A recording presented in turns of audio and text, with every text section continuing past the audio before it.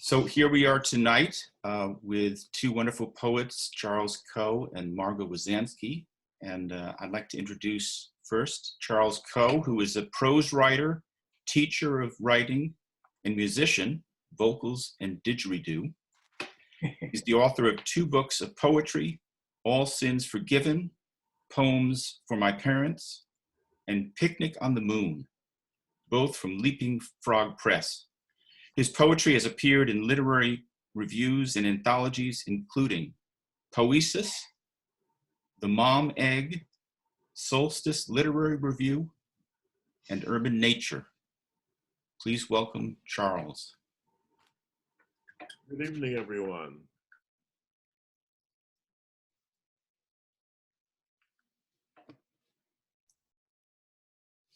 There we go. Good evening, everybody. Thanks for inviting me, Richard, and it's good to see all these smiling faces on multiple screens here. Happy New Year to everyone. Just one quick correction to my bio. I have 3 books of poetry out. The third is called Memento Mori, and it was released last year by the same press, Leapfrog Press. So I'm going to start off with a few poems about our situation, the pandemic.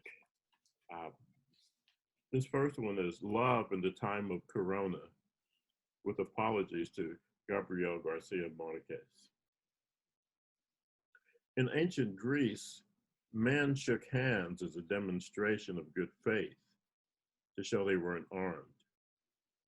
In these days of fever and fear, we keep our distance, resist the timeless call of flesh to flesh. But the time will come again to take the stranger's hand, embrace a friend, share a kiss. Until then, our cries for human touch are dispatches from separate battlefields, tied to passenger pigeons we release into the restless night.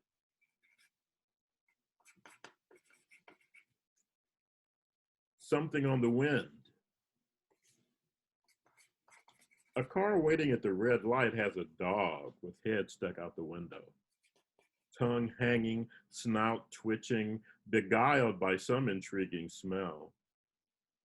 The average dog nose is 1,000,000 times more sensitive than a human's.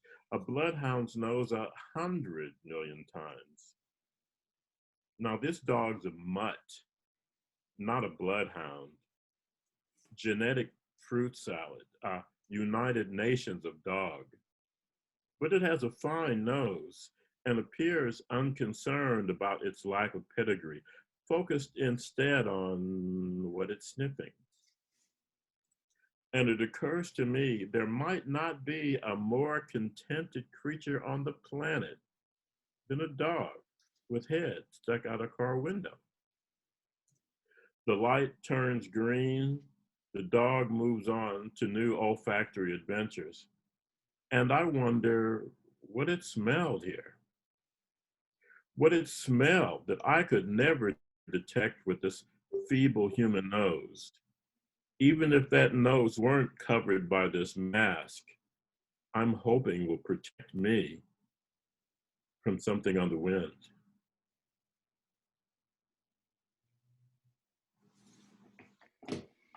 When we were planning our time together, thank you. When we were planning our time together, Margot and I decided that we would each read one of the other's poems. And so I'm fixing to do that right now. To read this beautiful piece of hers. In isolation from the pandemic, I watched the film, Emma. Emma of the golden ringlets rambles in a woodland with a friend. She's meddling to find her friend a love match she approves. At the hat store, she buys a ribbon. Hats are so important. A head can be doubled in size by one. The frippery attached to it, the ingenuity. To her neighbor, Emma's been very rude. and she delivers a basket of vegetables to her. No instant remorse. For weeks, her insults hung in the air. How much those words have stung. Emma must present herself, 19th century, and her apology is a basket of vegetables. She's afraid to say anything. If I speak my mind, I could destroy the delicate balance of our isolation. I stumble through my scrubby garden, past the boat shed, the old wooden lobster pot, eel grass and mud mussels along the water's edge. Back on the shell path, I pick spring's first daffodil. Put it in a vase of wavy glass where it glows more yellow than yellow.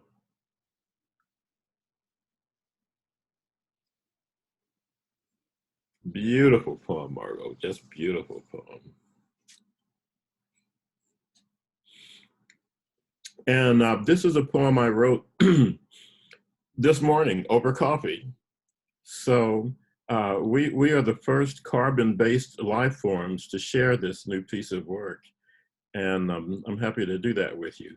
This is New Year's Day, 2021. Like the world's worst party guest, you finally stumble out the door, kicking a table over in a final gesture of contempt, sending shrimp cocktail and grandma's beloved punch bowl crashing, eggnog and crustaceans and shards of 100-year-old crystal spread across the living room floor. There is no accounting for the carnage in your wake. Some of what you have taken will never be returned. Some of what you have broken will never be fixed. Yet, we are here still, exhausted but resolved to rebuild and reclaim, gathering ourselves and rolling up our sleeves as the light of a new day shines through our broken windows.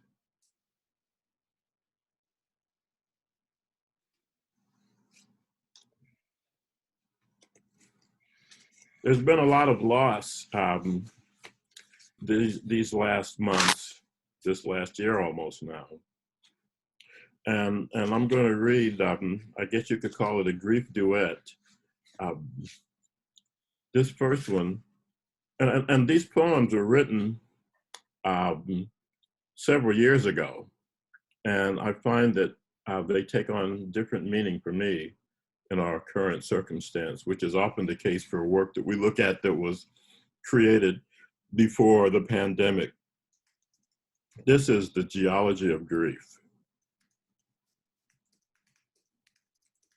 Deep inside the earth, an irresistible force cracks the mantle of rock that separates crust from core. Shock waves swim to the surface to shatter ancient mountain ranges like piles of brittle bones. Eventually, orange sky fades to gray, ash and smoke subside, and a bitter tang settles on the tongue. We climb from the wreckage, toss our useless maps aside, and explore this new landscape on feet forevermore denied the illusion of solid ground.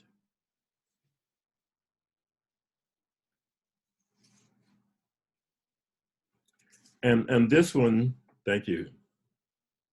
I wrote this on request.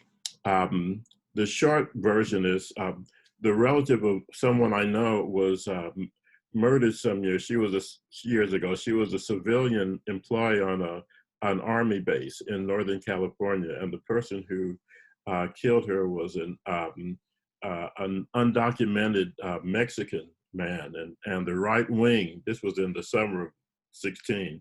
Made much hay of this, and a name that I will not speak wanted to come and speak at her memorial ceremony, and the commander of the base said, "Nobody's coming here you don't want."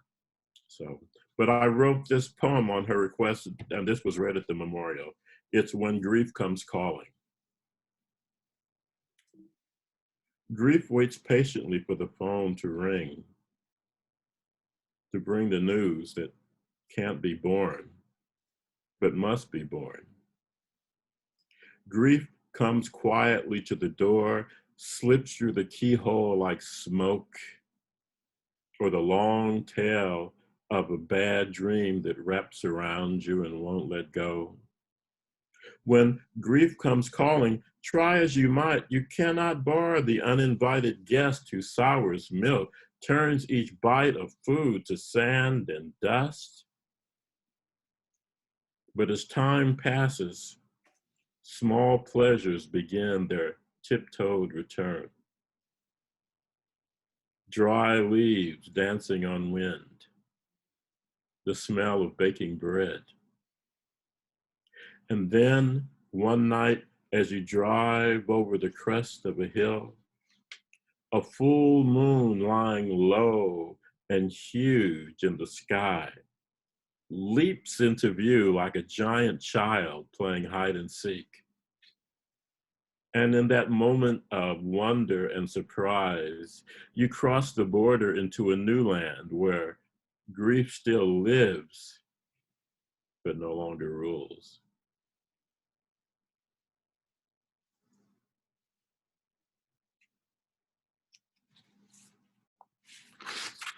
My Margot and I were talking a little bit before about how I've been dealing with some interesting medical issues over this last stretch, and I'm writing some about that. But meanwhile, I'm going to share one poem about something my mother went through some years ago. My mother's gone now. This was quite a while ago. This is for the young surgeon who told my mother she needed a triple bypass.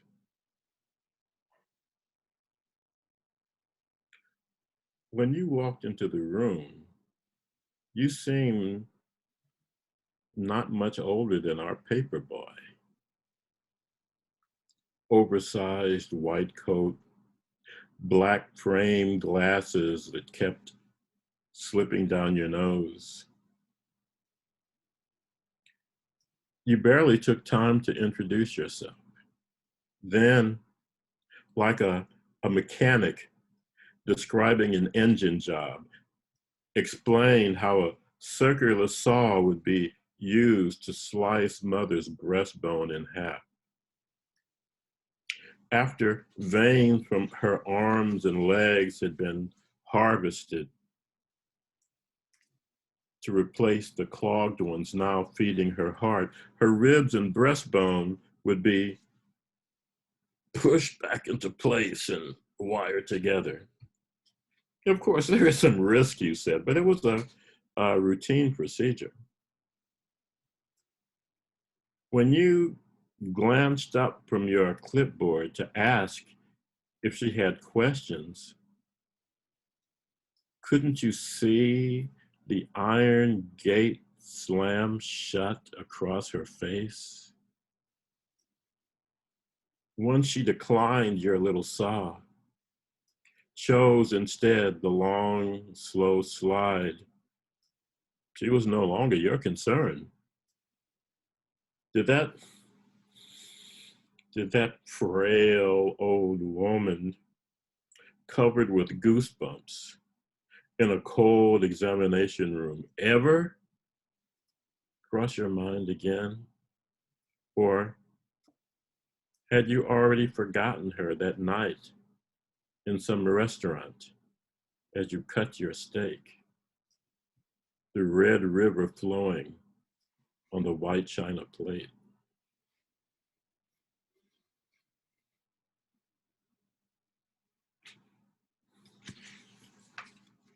Thank you. I think two more. This one, speaking of my mother, this goes back to when my mother was a teenager, and it's interesting. I didn't realize the connection between this poem and the one I just read. It's always interesting to see how you put a reading together. Sometimes subconsciously, you're combining things, and you don't realize how they fit together into. Oh yeah, right there. Those two poems are kind of a match.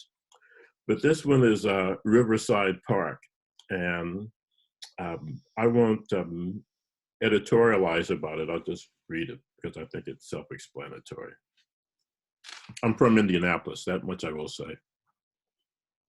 Riverside Park.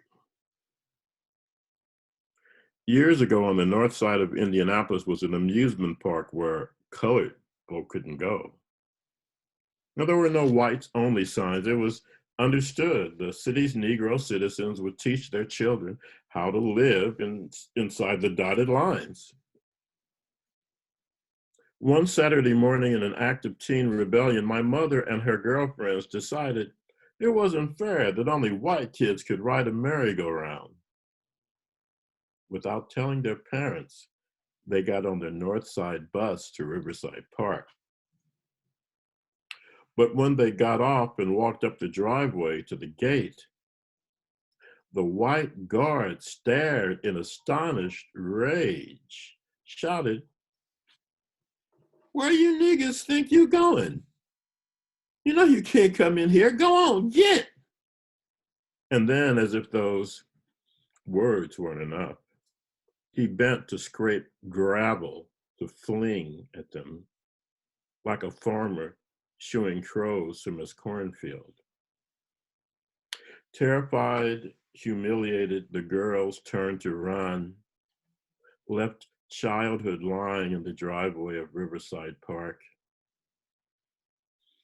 Imagine them on the bus ride home, faces streaked with salt, and ringing in their ears the voice of a man one might be tempted to dismiss as a cartoon cop, policing carousels and cotton candy, but one who would easily fit in with certain distant colleagues who at that moment, after a long day loading their pale, emaciated charges into the hungry ovens, were sitting to family supper, and in the morning would calmly brush from their cars the fine gray ash that drifted day and night from silent, lead-colored skies.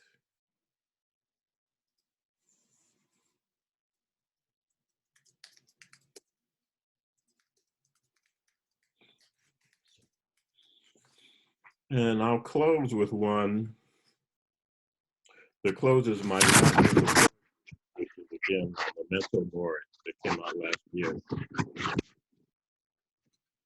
This one is called Every New Thing. And thanks for listening. Every new thing. Every new thing is an act of treason. A betrayal of the comfortable, the familiar. An animal that is known, only the cage will cringe in the corner if the door suddenly swings open, squealing on ancient rusted hinges. If I have one wish for you, for me, for us all, it's to remember that our own cages are locked only by the fear of change,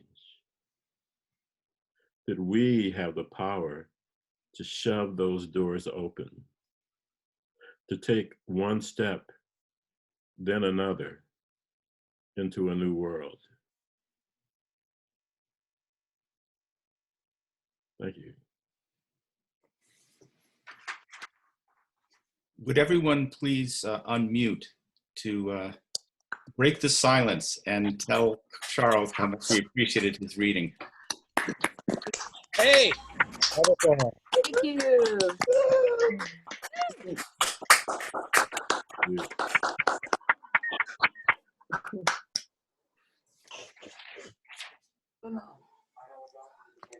This is heavy for me tonight.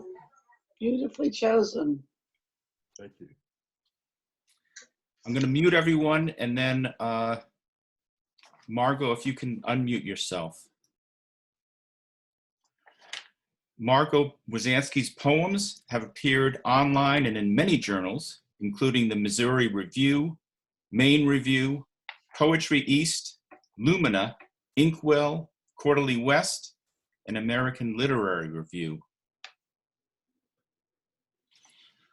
She has edited 2 poetry anthologies and won a Carlow University residency in Ireland and a Writers at Work Fellowship in Salt Lake City. She has a chapbook, Wild for Life, forthcoming from Lily Poetry Review. Please welcome Margot. Hello, everyone. And thanks to the Newton Y for their sponsorship of this reading. And thank you, Richard, for organizing the reading. And to family and friends from near and far, your presence is the upside to this Zoom culture. I wish I could see you and hug you all. And it's a great way to start the new year with you all. I dedicate my reading to Barbara Helfgott Hyatt, our poetry teacher, who has had to retire from teaching. Her instructions are embedded in the brains of her students. Without Barbara, I would not be writing. And this poem is dedicated to her. Poetry teacher. We're sitting at the poetry table when the door slams. No one has touched it. It must be the swirl of poetry, Barbara says. We shiver. I had brought too many words, said too much, too soon, too late. She shows me how unknowing becomes knowing. From her, I learned to strip my voice down to attitude, to anger, to love, to see how faith settles on its fulcrum. If there's something here you love so much, she says, it probably has to go.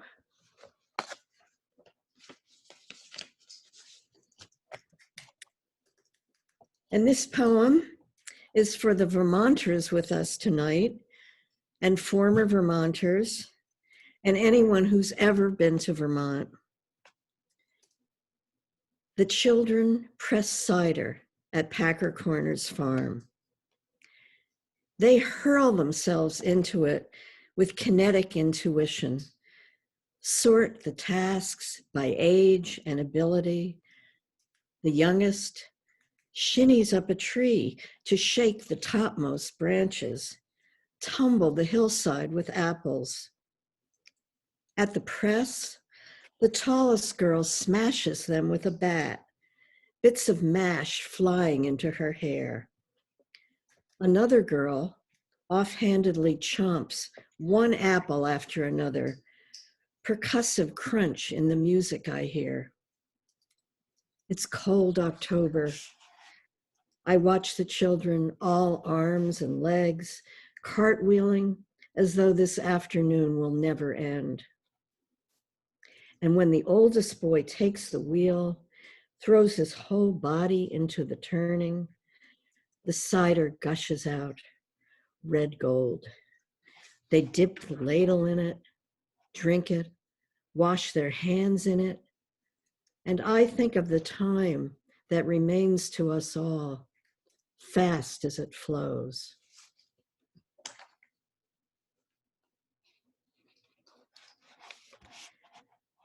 What we once found essential. My father loved to be where the sea dazzles and the sun sets brilliantly at martini time. This year, it's a cold season, wind destroying every mark woman or man has made. The sky is busy. Clouds blow by so fast it feels like the earth is speeding. What we once found essential here is inside out. Hairdos, umbrellas, cooking and eating with friends. Wind roars like grief, gathering all the intervening griefs, rolling toward me. The time I should have been happiest, the day my son was born. I imagined my father looking down at him, and the day turned bittersweet. My son would never know this grandfather love. No trips to Florida for spring baseball, no careful analysis of his golf game, no grandfather's 5-tone whistle calling him home.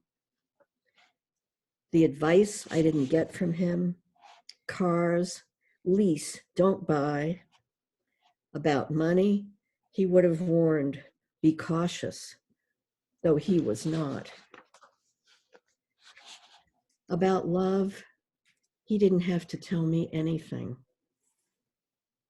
The way he looks at my mother in the last photo of the two of them before his sudden death, her head in his lap on the sofa, her eyes closed, his hand resting on her heart.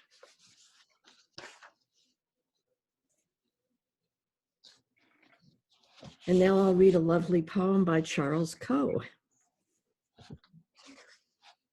Communion, Spring, 2020. Do you remember those times when we'd all meet at some favorite restaurant, stepping in from the cold, breathing clouds of garlic, shrugging off coats for the welcoming hugs? We'd examine the menu with the care of archaeologists blowing dust off a newly discovered Sanskrit tablet. And we'd sit so close, touching sometimes, passing platters back and forth, everyone yakking at once, pausing to join in a ragged chorus of happy birthday from a nearby table. And finally, as our ravaged plates made their way back to the kitchen, sometimes we'd pose for a picture taken on someone's phone by an indulgent server, arms wrapped around each other, grinning like high school kids at graduation. Now, those of us who live alone search cookbooks and computers for the dishes we make for one, post pictures of our creations online, not to brag, but to share communion the only way we can.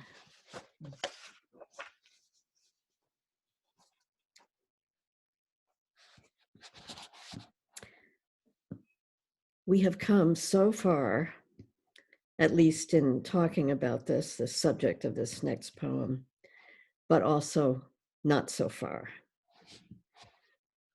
An early case, 1961. My mother's elegance, her fashion sense, Christian Dior's suit and pillbox hat, her buying trips to Paris, her talent for selling cocktail dresses to the rich and famous, amounted to nothing the night her employer, widower and sole owner of that flagship department store, a palace, antiques everywhere, crystal chandeliers, white-gloved atomizer women spraying French perfume, and in the cafe, drinks 2 jiggers strong, whipped cream 5 inches high, invited her to dinner. And she, expecting the other buyers to be having drinks in his suite at the Waldorf Astoria, knocked on his door. He was alone, wearing horn-rimmed glasses and a bathrobe, nothing else. She thought she'd interrupted his shower until he untied the bathrobe, let it hang open, and made her a proposition. Divorce your husband, marry me, and your children will want for nothing. Her broad smile dimmed, and she composed herself, took her leave, trying not to register shock or offend him. Still, the next day he fired her. Your performance, he said. And for 50 years, she never told anyone. Even after she was scooped up to run another fancy dress shop, even after my father died, without kicking that man's sorry ass, even after Anita Hill testified.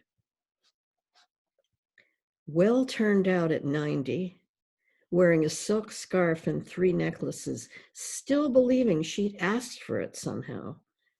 Mother told me for the first time about the miserable sandwiches her boss had ordered in that night for dinner.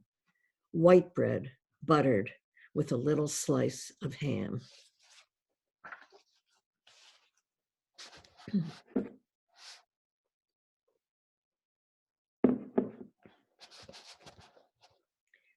Lamentation interrupted. I sat down to write a lamentation as afternoon cast its long shadow and touched the sails in the harbor gold. I began with my youth, lost to riches. I held but didn't know. Clear eyes, taut skin, yearning untrammeled. I would never grow old. And the middle, praise the middle, when purpose was everything and took the place of wonder, though wonder was also there for later. I thought to end with sorrow for the lateness of the afternoon, for the subtle changes that stack one upon the other, the very air humid with sorrow, enclosing me, filling the rooms, everything made or done in the service of sorrow or the giving up of it. But then at my table, they are lifting the first blueberries to their mouths, my grandchildren, watching each other eat the blueberries, humming as they eat, washed in sentiment. And I, witness to such savor, go early to bed, early rise for more.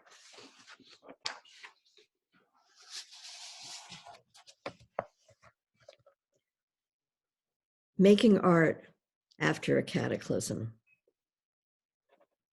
Hurricane artists. The spirits of the dead were turned loose, wandering the hillsides, wandering the neighborhoods, loose and making trouble. Every spirit in need of a place to rest, where mourners can pour rum or coffee over a grave, have conversations. And so the hurricane artists, survivors, orphaned and widowed, very young, very old, have work to do. To gather pieces from the wreckage of buildings, from mausoleums crushed to rubble, from bones heaved up, from a doorway collapsed where a woman stood 1/2 step from living. And the artists built sculptures of the remains, crowd shantytown alleyways with images, encrust the walls, a blue family welded from car parts, a man carved from a truck tire, his plumbing pipe arms reaching out, a bleached skull mounted on a board, all painted, patinaed, joyful, accusatory, solemn, terrible, and beautiful. The artists labor by day, labor by the light of the sparks from their tools, sharing paints, old matted brushes, one holding a metal scrap for another to fuse, and they labor for no money, no honor, the work urgent as water seeking a crack to flood. 300,000 spirits demanding a host.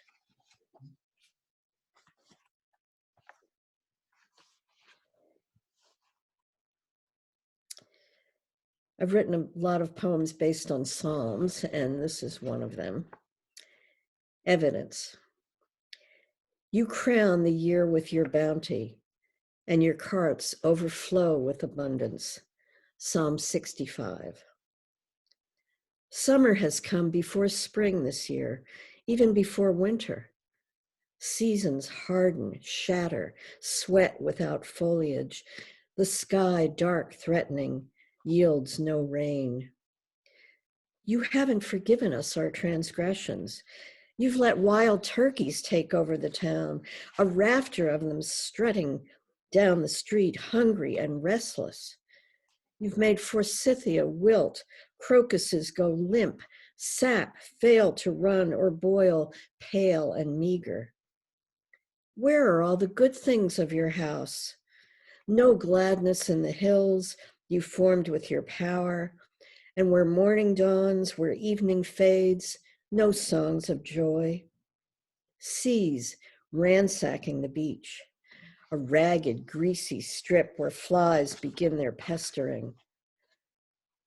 How will we know when to plant our grain, seasons twisted upon themselves, and when to dance the harvest?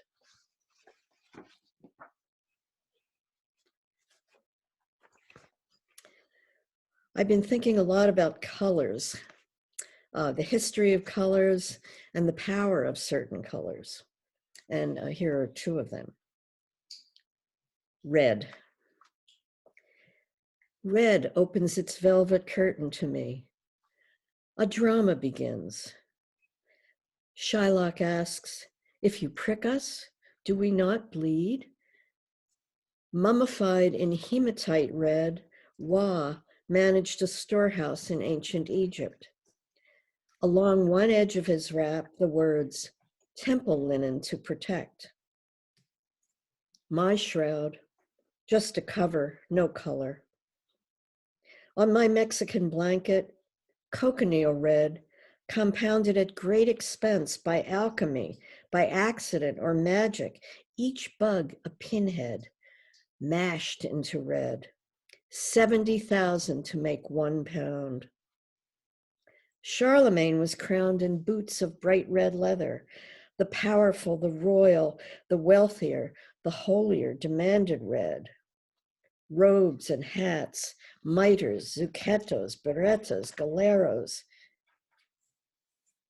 In my studio, I painted Dahlia with alizarin crimson, one of my necessary reds. Red gives me sweet raspberries, plums, and the simmering comfort of tomato sauce. How many elderberries does it take to brew a tonic? When rumps of rhesus monkeys turn red, they're ready to procreate.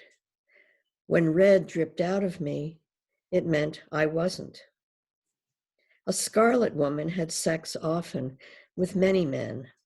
An adulterous woman took one to earn her scarlet A. Red death, a killing virus, pure fiction then. And bloody red, a slash, a cut, a gunshot wound, a bleed from a fall my mother wouldn't survive. Blue. Small blue in these hands, perpetually moving veiny hands that looked old too soon. I hold them up and the drapery of veins clusters at my wrists. And tinier blue, the wild aster I want to pick but don't, poking out from a circle of poison ivy. Yin Min blue, vibrant as double cobalt, first new blue in 2 centuries, an accident created by a chemist in Oregon, from yttrium, indium, manganese. My first love had Aryan blue eyes and a Nazi father who drove us apart. Like the Blue Willow China story, The mandarin's daughter fell in love with a commoner.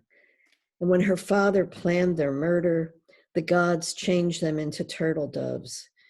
They gaze at each other, blue on white. Through the window, Edward Hopper painted the corner of Baxter and Emerson. A lonely streetlight, a lonely light on the driveway, the house looming black against a lonely indigo. Robert Johnson singing in a juke joint blues, those lowdown blues, work song and field holler blues, gut bucket blues. My friend lay in profound stillness in the blue hour just before dawn.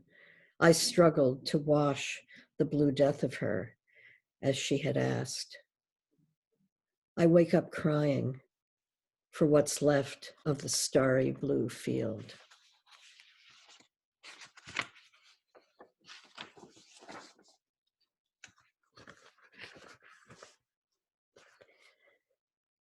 Emerson Stamps, who died a few years ago in his 90s, was my friend for over 40 years. His grandparents were enslaved, his parents sharecroppers on a cotton plantation. When Obama was elected, Emerson asked me to help him write a letter to his father, who had been dead for 75 years. And this is a pen tomb. You'll recognize the repetitions in the lines. When Obama was elected, he wrote an imaginary letter to his father. A Black man's been elected president, Papa. Your youngest son lived to see this day. I'm proud as when we landed on Omaha Beach to stop a tyrant from destroying the world. Papa, your youngest son lived to see this day. I came home with 2 bronze stars, still treated second class. Though we'd stopped a tyrant from destroying the world, we had to march for our rights through a river of tears. I came home with 2 bronze stars, still treated second class. We were clubbed by police, attacked by dogs. We marched for our rights through a river of tears. We confronted evil with the power of love. We were clubbed by police, attacked by dogs. Change rode on the shoulders of brave Black souls. We confronted evil with the power of love. Our cloud of despair has lifted. People smile at us on the street. Change rode on the shoulders of brave Black souls. We chose the president for character, not skin color. Our cloud of despair has lifted. People smile at us on the street. At last, we look each other in the eye. We chose the president for character, not skin color. Papa, I just wanted you to know, at last we look each other in the eye, with goodwill for everyone and faith in the future.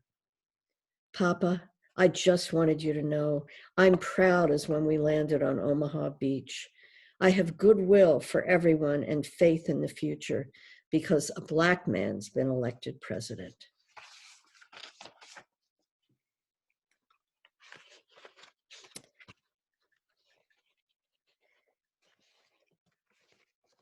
And this is the penultimate poem. Tonight, only poetry will serve, after Adrienne Rich.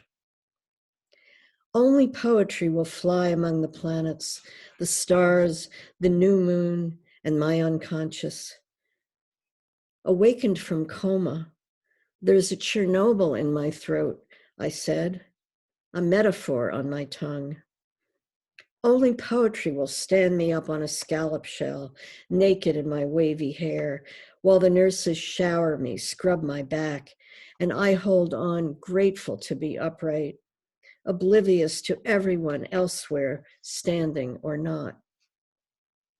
And only poetry will pull me, word by word by word, to the table where I write verb, noun, participle, sometimes a reckless adjective. I am returned. And I will close with a prayer that I wrote for the new year.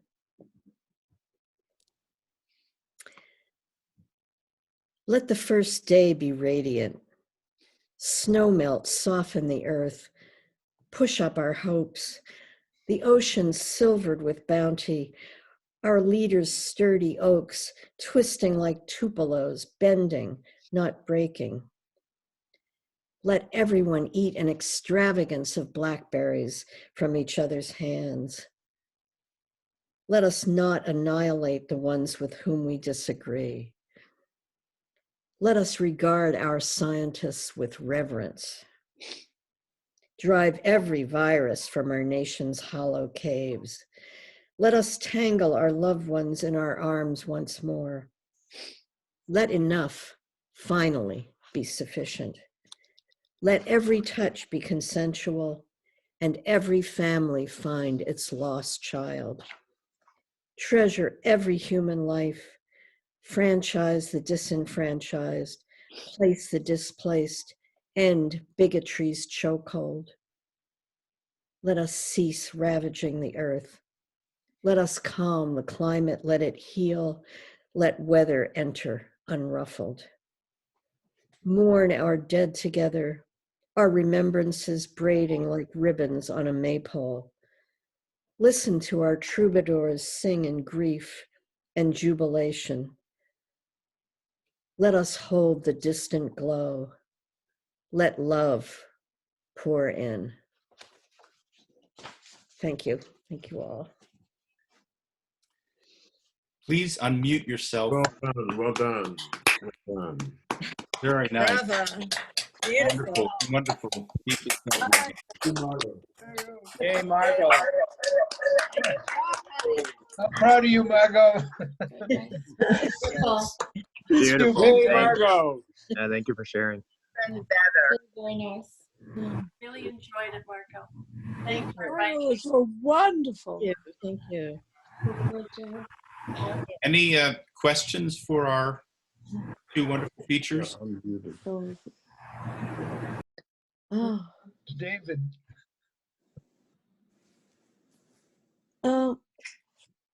Yes, Susan. I have no question. I just want to say how blessed are we to have been privy to this little reading this evening. And aren't they just brilliant, wonderful, thoughtful, incisive, intuitive, and loving folks, and how lucky we are to have them in our lives. Ah, yes. You're on mute now. I echo that. And I think this is already a much better year than the last year. Already. Anyone else before we move on to our open mic? I have a question. The last thing you mentioned about Margot's writings and where they are, there's one about the chat book or the, what is it? the chapbook. Oh, it's not out yet. It's not. It will be published by in January 2021. It's been accepted for publication, but it's a long process. Oh, fantastic. So how can we find out about it when it's ready? Well, it's Lily. No. It'll be on Lily Review. Press. I'll send out notice. Yeah. Oh, God, that was great.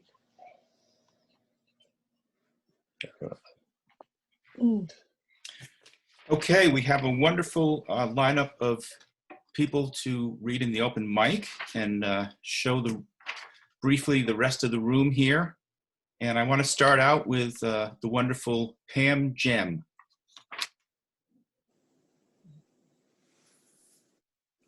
I'd ask you to unmute yourself. Hi, Charles and Margot. Beautiful, beautiful work. I really enjoyed listening to both of you. And congrats on the chapbook, Margot. I can't wait. So I wrote this yesterday. It's for Barbara. It's not, I'm going to obviously work on it a little more, but I wanted to take this opportunity to read it. So for Barbara, a poem for her birthday. She was born January 21st, 1945. So many stars have long burned out, but you are not far from flickering gold. The wild winds, the whale called Cetus rose. Your brilliance to see the stippled light through nimbus clouds and make the sky see, quietly transcribing yourself into histories, olden eves that break the dusk like a bell. Time is both discrete and contiguous. Come thunder and thrill sets in and tells on us something sacrosanct, spiritual, that has nothing to do with blood. We have this far-flung togetherness that makes us for us. I do not have your blue eyes, but I carry the despair. I say your isms with another nation's mouth. Poetry is much more in the now than in the past. We yearn for the sleeping jubilee of the Atlantic, where a whale breaches to honor your birth on this spinning, winsome earth. Thank you. Thank you, Pam. I want to mention to those people that are on my open mic list, but whose names don't appear because they're using a phone number or some kind of other acronym, to please list yourself as your name so that I can identify you and call on you. Richard, Next up, please. Richard, yeah. So, can I just interrupt for a second? Yeah. That the Barbara some people are referring to is Barbara Helfgott Hyatt, with whom a number of the people here have studied, been mentored by.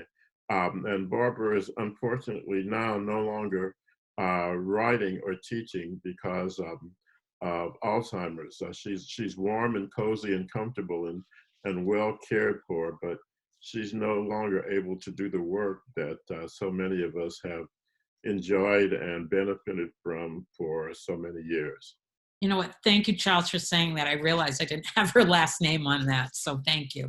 But that was for her, Barbara Helfgott Hyatt. Next up, we have David Miller. Hi, everyone. Oh, what a great crowd, and thank you, Charles and Margot, for this reading. So this is a poem that is directly relevant to the time we're in right now. It's titled Each Year's Odometer, and it's in 5 brief parts. So each year's odometer. 1. When my family was young, mechanical odometers rolled their numbers as interlocked barrels. Hardy veteran autos pushed the count toward nothing but 9s. Kids strained from back seats, watching the sedate rotation to a row of 0s. Imagine those irresistible nulls, a child's charm for starting over. 2. Each year's odometer rolls back to 1 from 365 or 6. Aerial cameras swoop across swarmed Seoul, mobbed Melbourne, overrun Times Square. People kiss, scream, wave, "Hi, Mom," hands for international television. Fatalities on wheels strip the sashed New Year's baby of grown-ups he will never know to miss. The codger with his scythe gathers them and vanishes. 3. Buttered saxophones. Old Lang Syne via Guy Lombardo, Charles, swelled across a disappeared black and white TV screen when 11:59:59 fell into 001, like water in water. My teenage earworm, loyal from then till now. 4. 12/31 flips to 1/1 like a vintage departure board. The calendar count then fattens day by day. Pratfalls again this final midnight as the great electric ball strikes the platform or a wrangled champagne cork sails across the room. We free fall back to 1/1, yell away the tired year, celebrate like all's forgiven. 5. Imagine 0 minutes, 0 seconds. The immediately gone instant between New Year's Eve and day, like 00000 turning 00001 before anyone notices. Anything might happen because nothing has happened yet. I want that moment. I've never grasped it. With first shout, first embrace, caress of champagne glasses, we're already headfirst into a year-long crawl toward the next balloon, set to burst at 11:59:59, that last instant of 365, or every 4 old acquaintance rounds, 66. Thank you.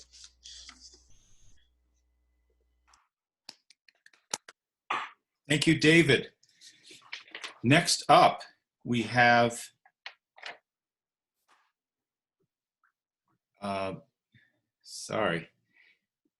Carrie Loftman. Hello, everyone. This is the best Friday night I've had in a while, so thank you. I also have a COVID poem. I wrote this summer after many months of watching from my 3rd floor apartment window. It's called Capture and Release. Every afternoon around 4, a wheeled flock of boys flies down my city street on bikes, scooters, skateboards, more skilled than scared and raucous with it. Contrapuntal, eurythmic beats play concrete sidewalk sections till they dare to launch off curbs, catching air, helmet plumage drafting down, fledging into a new reality. Masked avengers, they swoop into games of capture and release. Capture the invisible flag. Release time's arrested breath. Spread mojo on all our viral fears. Circuitous flights around the school. Capture and release of joy. They go round and round. A circumlocution of boys. Thank you. Thank you, Carrie. Up next, we have Gray Held.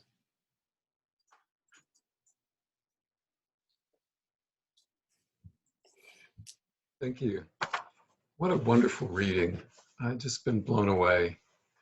I'm going to read a poem, Ode to Yellow, Margot, because you did blue and red so beautifully. I hope my yellow can live up to the other primary. Ode to Yellow. For the cold sip of lemonade on another day of swelter. For the bright crinkled streamers we draped from the ceiling of our playroom. The glowing tip of the candle wick a split second after our son's breath flares the flame away. For the big bird kite I untangled from our aspen branch. The crayon Jesse chose for filling in the duckbills, the geese feet in his coloring book. His favorite kind of Lego blocks. For the hardbound moon on the cover of Goodnight Moon. A rain slicker zipped to the neck. Every school bus filled with giggling. For the iodine I rubbed with a Q-tip around his wound. With a hollyhock pollen on his fingertip. Starlight traversing centuries to catch our eyes. Wind singing in the cornfield. The ears we picked to fill a bushel basket to the brim. Thank you. Thank you, Gray. And now, Wendy Drexler.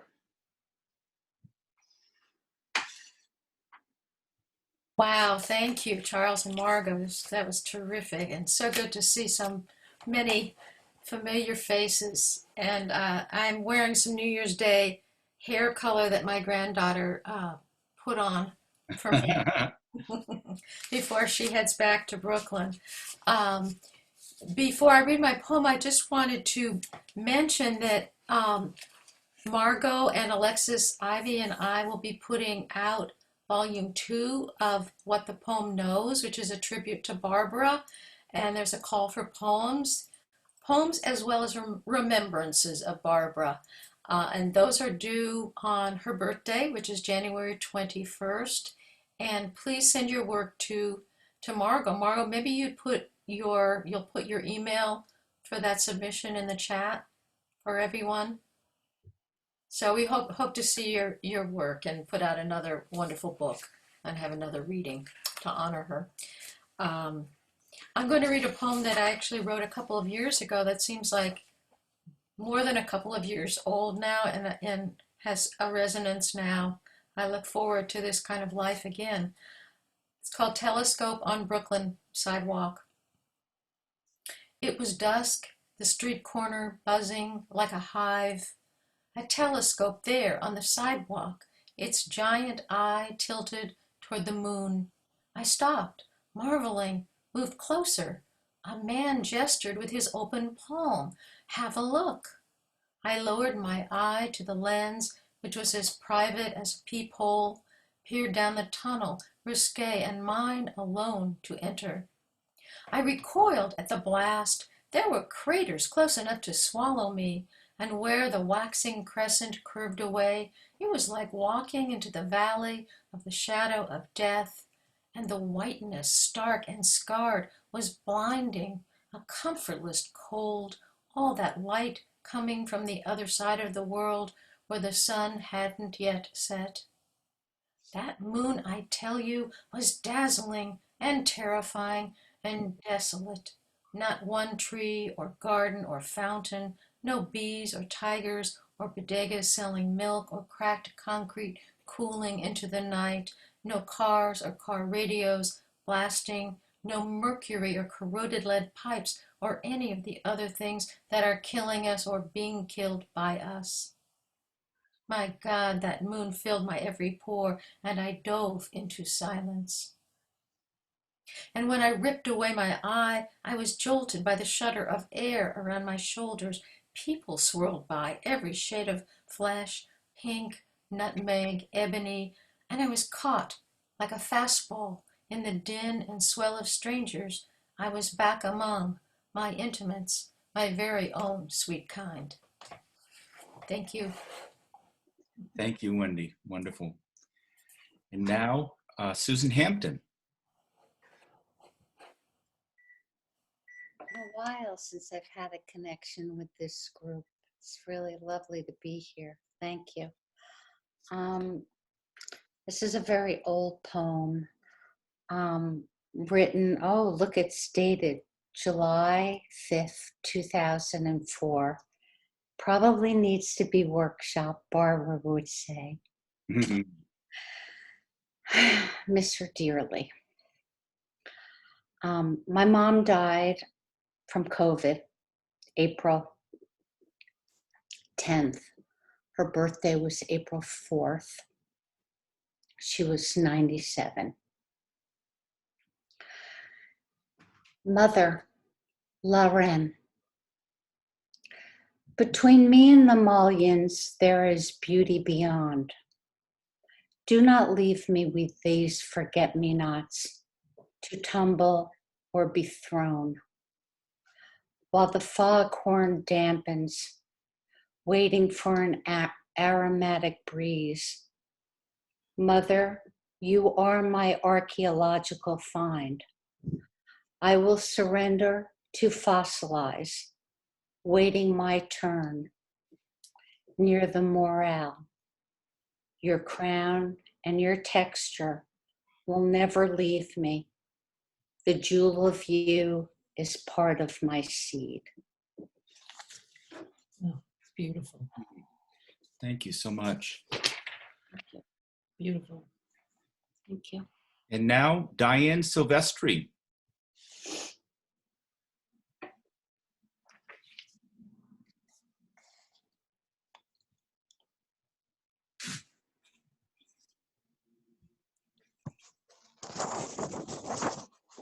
Thank you.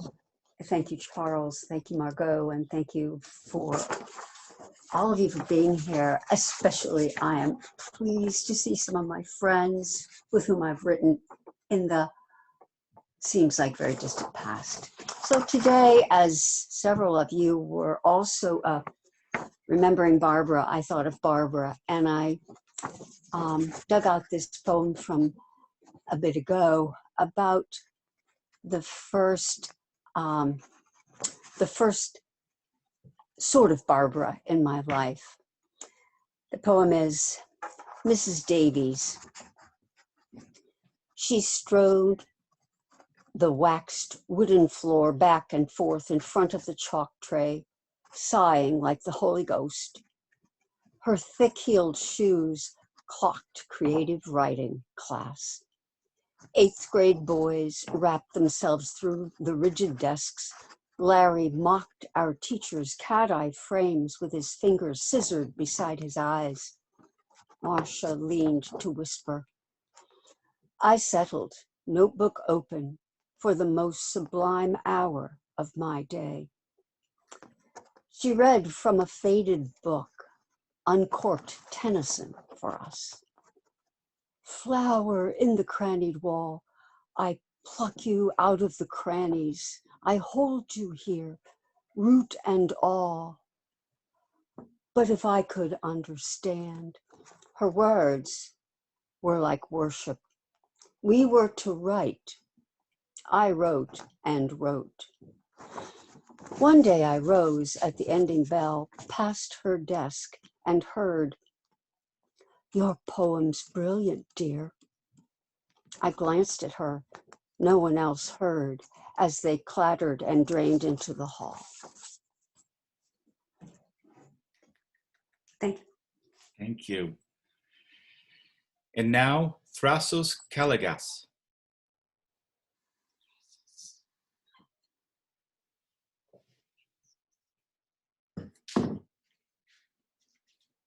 Hi, thank you very much. Those were wonderful poems that we heard today. My poem is called Neighborhood Association. In the fall, when leaves turn red and bright yellow and some pockmarked green, the neighbors trade goodwill and food. But on the neighborhood website, I post a photo of a bobcat behind the school, distinctive ears, erect, proud, prowling the trash. Thank you. Thank you. And here we have Timothy Gager. Thank you, Richard, for setting up this program with the wonderful features and all the great poems that I've heard tonight from everybody. It's nice to have a Friday off that I can attend an event that's just really, really good. Frosting on a barren field. Panels of brown under splattered white tufts of snow, blue sky, panoramic chamber, the gear stuck in overdrive. 55 seems like 0. You are slight against the scene. The heater cranks, car shields and protects. Your naked soul could crack like thin ice on the edges of the road. There you are, sitting small in all that. Thank you. Thank you. Deb DiNicola.